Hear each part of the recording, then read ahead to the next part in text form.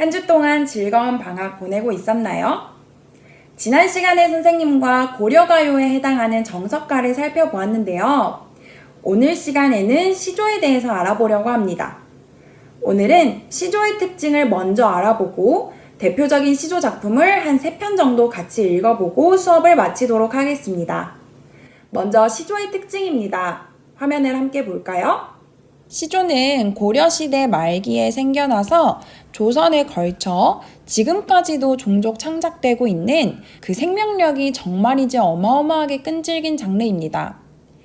향가가 삼국시대 말에서 고려 초에 걸쳐서만 존재했고 고려가요는 고려시대에만 존재했는데 그에 반해 시조는 고려, 조선을 거쳐서 지금도 창작되고 있다니 정말 대단하죠.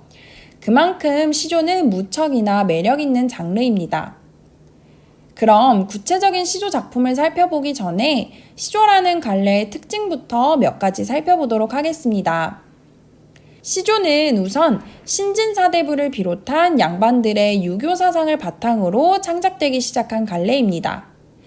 그래서 시조가 담고 있는 내용에는 충이나 효를 비롯한 유교적인 내용이 많아요. 또 시간의 흐름에 따라 형식이나 작가층에서 많은 변화가 일어나긴 했지만 초기의 시조는 3장 6구 45자 내외라는 정해져 있는 형식이 있었습니다.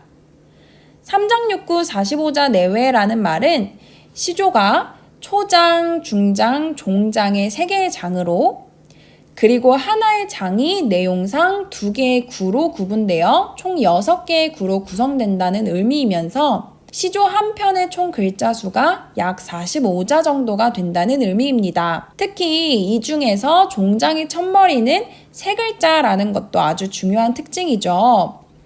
또 시조는 규칙적인 리듬이 있는 노래였는데요. 각 장을 4개의 말의 덩어리, 즉 사음보로 끊어서 읽을 수 있었습니다. 하지만 이러한 형식은 나중에 사설시조가 등장하면서 파격적으로 변형되기 시작합니다. 시조는 매우 제한된 길이 안에서 자신이 하고 싶은 말을 담아내야 했기 때문에 시어 하나하나에 많은 의미를 꾹꾹 눌러 담아 표현해야 했습니다. 그것이 바로 짧은 시조를 한 편 감상할 때에도 시어에는 어떤 의미가 있는지 잘 살펴봐야 하는 이유이기도 하고 짧은 시조가 아직까지도 지어질 만큼 매우 매력있는 이유이기도 합니다. 그럼 우선 시기별 대표적인 작품을 한번 살펴볼까요? 가장 먼저 살펴볼 작품은 이존호라는 사람이 지은 시조입니다. 이존호가 누구냐고요? 고려 공민왕 때 신돈이라는 중이 있었습니다. 이 중은 공민왕의 총애를 아주 많이 받는 사람이었습니다.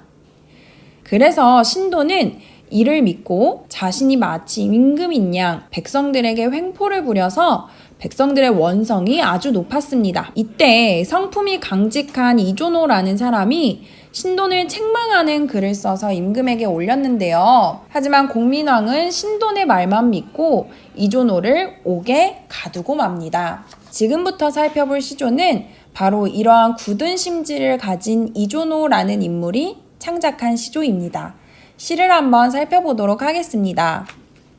겉으로 드러난 내용만 보면 이 시조는 구름에 대한 시조라는 걸 어렵지 않게 알 수 있죠. 초장부터 한번 살펴볼게요. 구름이 무심한 말이 아마도 허랑하다. 여기서 무심하다라는 말은 욕심이 없다라는 의미로 사용되었습니다.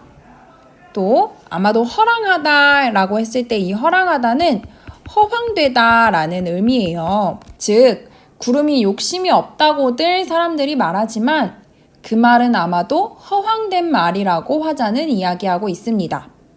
그렇다면 화자는 왜 구름이 욕심이 없는 것이 아니다라고 이야기할까요? 그 이유는 중장에서 알 수 있습니다. 중천에 떠 있어 임의로 다니면서 라고 얘기하는데요. 중천은 하늘 가운데죠. 그리고 임의로 라는 말은 제멋대로 라고 생각을 해주시면 됩니다. 즉 구름이 하늘 가운데에 떡하니 떠서 제멋대로 하늘을 휘젓고 다닌다라는 거예요. 종장도 마저 살펴볼까요? 구태여 광명한 날빛을 따라가며 덮나니 라고 이야기하며 시상을 마무리하고 있습니다. 구태여라는 건 굳이라는 의미죠. 광명하다라는 건 굉장히 밝다라는 의미입니다. 날빛은 곧 햇빛을 의미해요. 그러니까 정리하면 욕심 많은 구름이 하늘에 떠서 제멋대로 다니다가 굳이 그 드넓은 하늘 중에서도 밝게 빛나는 햇빛을 따라가며 덮어서 어둡게 만들어버린다라는 이야기를 하고 있습니다. 구름이 밝은 햇빛을 덮어버리면 어떻게 될까요? 네, 맞아요. 밝은 햇빛이 더 이상 세상을 밝힐 수 없을 겁니다. 그럼 이준호는 왜 이런 시조를 썼을까요? 아까 이야기했듯이 시조는 시어 하나하나에 많은 의미를 꾹꾹 눌러 담아 표현했기 때문에 글자 그대로의 의미보다는 그 안에 담긴 의미를 파악할 수 있어야 합니다. 여기서 구름이 가리키는 대상은 과연 누구일까요? 네, 맞아요. 역사적인 배경을 살펴보면 이 시조에서의 구름은 곧 신돈을 의미한다라고 얘기할 수 있겠죠. 또 좀 더 범위를 넓혀서 생각해보자면 꼭 신돈이 아니더라도 신돈을 비롯한 간신들이라고 생각해 볼 수 있습니다. 또 밝은 햇빛은 임금을 상징한다라고 볼 수 있겠네요. 높은 권세를 갖고 제멋대로 돌아다니면서 구태여 임금의 선정을 가리는 것을 보니 신돈이 또는 간신이 아무 욕심이 없다고들 하는데 이준호가 보기에는 아니라는 말을 하고 싶었던 게 느껴지나요? 이 시조는 이렇게 구름과 햇빛이라는 두 가지 소재의 상징성을 활용해서 자신이 하고 싶은 말을 실컷 한 시조라고 할 수 있습니다. 단어가 가진 상징성을 활용해서 자신의 의도를 전달한 것이죠. 짧은 글 안에 이렇게 많은 말들을 꾹꾹 눌러 담다니 참으로 대단한 갈래가 아닐 수 없죠. 이번에는 앞서 본 작품과는 또 사뭇 다른 작품을 한번 살펴보도록 하겠습니다. 이번에 살펴볼 시조를 창작한 사람은요, 바로 황진이라는 기생입니다. 황진이는 조선 최고의 기생으로 인정받을 만큼 외모가 수려하고 검은고를 비롯한 악기 연주와 노래에도 능하고 특히 시조를 아주 잘 짓기로 유명했다고 합니다. 15살 때 동네 총각이 황진이를 마음에 품었지만 황진이가 곁을 내주지 않자 상사병으로 죽었다는 일화도 한편에는 전해지고 있어요. 황진이가 어느 정도의 아름다움을 지니고 있었는지 감히 상상이 되나요? 그러한 황진이가 지은 시조를 한번 살펴보도록 하겠습니다. 화자는 동지딸 긴긴 밤에 한 허리를 잘라내고 싶어 합니다. 왜 그럴까요? 동지는 1년 중에 밤의 길이가 가장 긴 날입니다. 밤이 가장 긴 날이자 해가 가장 짧은 날이기 때문에 음의 기운이 극에 달한 날이어서 귀신이 가장 많은 날이에요. 이를 물리치기 위해 양의 기운을 뜻하는 붉은 팥죽을 먹기도 하죠. 화자는 임도 없는 동지딸의 긴 밤을 혼자 보내야 합니다. 그래서 화자는 사랑하는 임도 없는 그 밤을 최대한 짧게 보내고 싶어 해요. 그 방법으로 밤을 잘라내어서 길이를 짧게 만들고 싶어 한다고 이야기하는 겁니다. 그럼 그 잘라낸 밤은 어떻게 하면 좋을까요? 중장을 한번 살펴볼게요. 춘풍 이불 아래 서리서리 넣었다가. 춘풍은 봄바람을 이야기합니다. 봄바람이 부는 이불 아래에 서리서리 넣었다가, 즉 우리말로는 넣었다가 라고 생각하면 됩니다. 화자는 잘라낸 밤을 봄바람이 부는 이불 아래에 서리서리 넣어두었다가 어론님 오신 날 밤이어든 굽이굽이 펴리라 라고 얘기하고 있어요. 어론님은 고운님을 의미합니다. 고운님이 오신 날 밤이 되면 이불 속에 넣어놨던 그 동지딸의 긴 밤을 다시 굽이굽이 펴고 싶다라고 이야기합니다. 서리서리라는 표현을 혹시 들어보았나요? 서리서리는 실이나 새끼를 동그랗게 포개어서 감아놓는 모양을 표현한 을태어입니다. 동지딸 밤이 기니까 그 잘라낸 밤을 엉키지 않게 잘 정리해서 감아 놓았다가 그것을 다시 사랑하는 이미 오신 날 밤에는 길게 풀어서 임과 오래도록 함께 있고 싶은 화자의 마음이 참 참신하고도 재미있게 표현되어 있지 않나요? 황진이의 시조가 문학적으로 뛰어나다고 인정받는 이유는 이렇게 임에 대한 그리움과 사랑을 시간을 잘랐다가 다시 이어붙이는 것과 같은 참신한 발상으로 표현했다는 것에 있어요. 더군다나 밤이라는 이런 시간은 눈으로 보거나 손으로 만질 수 없는 추상적인 대상인데 이를 잘라낼 수 있는 구체적인 사물인 것처럼 표현했다는 것도 참 대단하죠. 우리는 이걸 추상적 관념의 구체화라고도 부릅니다.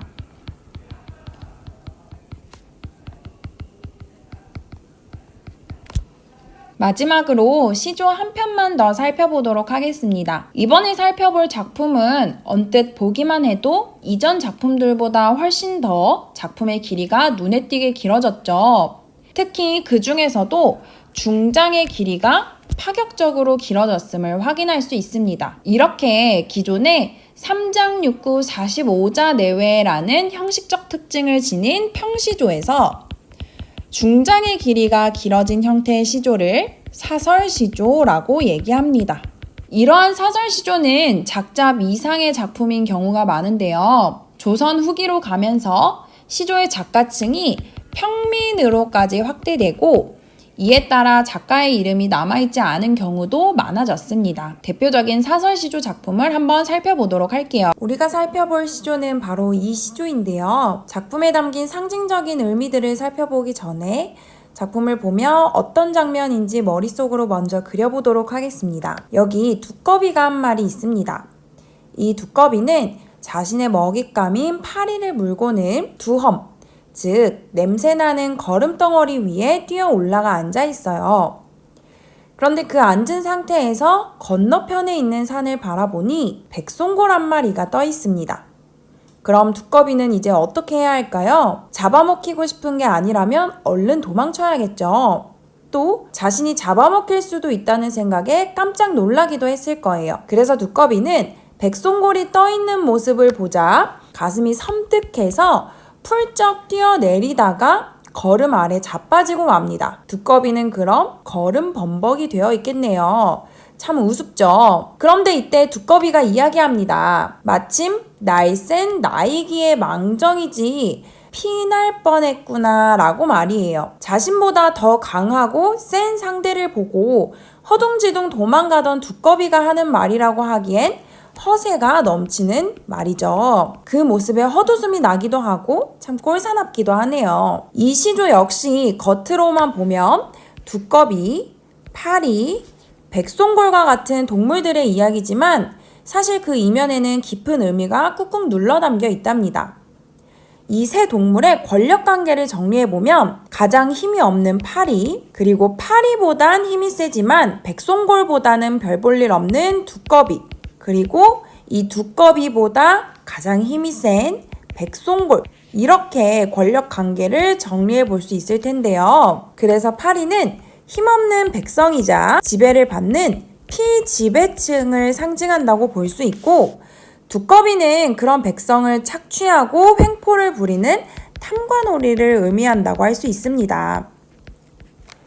그렇다면 백송골은 탐관오리보다 더 높은 권력을 지니고 있는 중앙관리를 상징한다고 얘기해 볼 수 있겠네요. 이 시조는 이렇게 탐관오리의 횡포를 풍자하고 약육강식의 세태를 풍자하기 위해 지어진 시조입니다. 평민이 직설적으로 탐관오리의 횡포를 비판하기에는 쉽지 않았을 수도 있겠죠. 그럼에도 당시 사회의 부조리를 비꼬아서 비판하고자 하는 화자의 의도가 담겨 있답니다. 이렇게 시조 작품을 살펴보니 어떤가요? 세 줄밖에 안 되는 아주 짧은 글 안에 이렇게나 많은 의미가 꾹꾹 담겨 있다니 참으로 놀랍기도 재미있기도 하죠. 이게 바로 시조의 매력이랍니다. 여러분들이 우리나라 고전시가의 대표적인 갈래인 시조의 아름다움을 조금이나마 느낄 수 있었던 시간이 되었길 바랍니다. 그럼 우리는 다음 시간에 또 만나요.